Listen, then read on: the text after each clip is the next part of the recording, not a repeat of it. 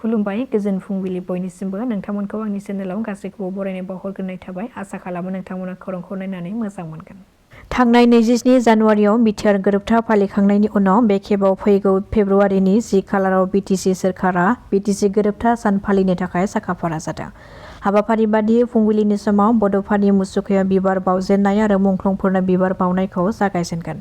बे हाबाफारियावनो गुबुन गुबुन बियाबनि जेरै बावखुंग्रि देबोरगाव, फकिराग्राम, दतमा, बनरगाव, सालाकाथि बायदि बायदि मोनसे बियाबनिफ्राय बे हाबाफारियाव बाहागो लानो थाखाय 6,000 सुबुंफोरखौ हांख्रायदों, जेराव बे हाबाफारियाव खमैबो 42,000निफ्राय लानानै 45,000सिम सुबुंफोरा थुबुर जागोन। आरो बेबादिनो मोनफ्रोम साब डिभिजनाव 15,000 मास गेदारिं जागोन आरो बिथांमोना जाहाथे बयबो गावबा गावनि साब डिभिजनाव बै सानखालि बिटिसि गोरोबथाखौ फालियो बेनि थाखाय जों खावलायदों।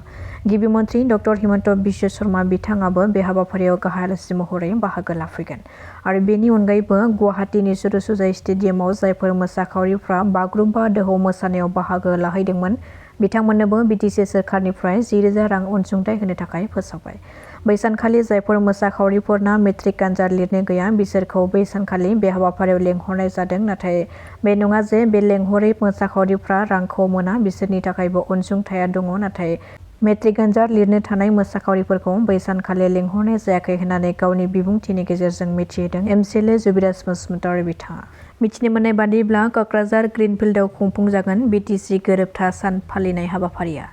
आसाम राइफल्स आरो काछार पुलिसआ जयै संदाननानै बराक दैमानि सेराव गंसे नावनिफ्राय खमैबो 1.88 केजि हेर'इन आरो 10,000 याबा टेब्लेटफोरखौ हमनो हादों।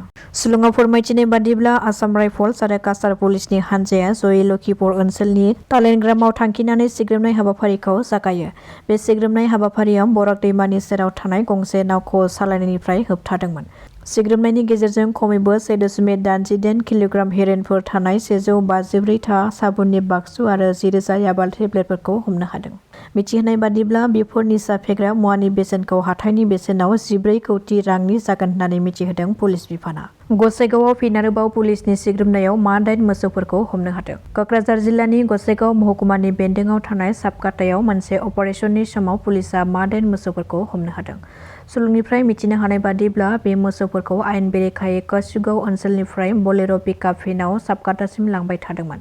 खौरां मोननाय बादियै गसाइगाव आरो साबकाटा पुलिसनि मावथिफ्रा अपारेशन खालामो आरो साबकाटा ओनसोलाव गारिखौ होबथायो। नाथाय बे थासारिनि खाबुखौ लानानै मोसौ सिखावफ्रा खारखोमा लांनो हायो। जब्द खालामनाय मोसौफोरखौ पुलिसनि आवथायाव लांनाय जादों आरो सिखाव फालांगि खालामनो नाजानाय सुबुंफोरखौ नागिरनो थाखाय आरोबाव नायबिजिरनाया दासिमबो सोलिगासिनो दङ।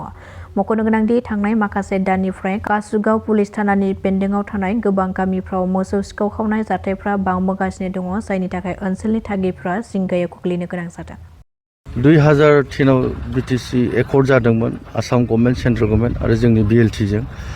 थ' बे सुक्तिखौ जों बोसोरै जोङो सेलिब्रेसन बानायबोबाय थादों। मोनसे एकर्ड डे सेलिब्रेसनखौ बानायबाय थादों। स' फैयै दिनै 24 बोसोर जाफैबाय। देग्लायबो जोङो गाजा गोमजायै फालिनो थाखाय जों साखाफारा जाबाय आरो अलमस्ट जोङो बे 10 तारिख फेब्रुवारिखौ जोङो पालन खालामनो थाखाय जोंनि पेन्डेल जेसेबां दं जों दिनै अलमस्ट 60% जों आवगायबाय हाबाय। 6टा समस्तिनिफ्राय जोङो मोनसे समस्तियाव 6,000 करि सुबुं जोङो बिहरदों। थ' गतिके बाहाय 40 to 45नि बांसिन जों मास गेदारिं खालामनो हागोन आरो 10 एकर्ड डे खालि 10 फेब्रुवारियाव। आरो बेबायदिनो मोनफ्रोमबो साब डिभिजनाव 15,000 करि जोङो माने मोनफ्रोमबो साब डिभिजनाव मास गेदारिं 15,000 करि जागोन।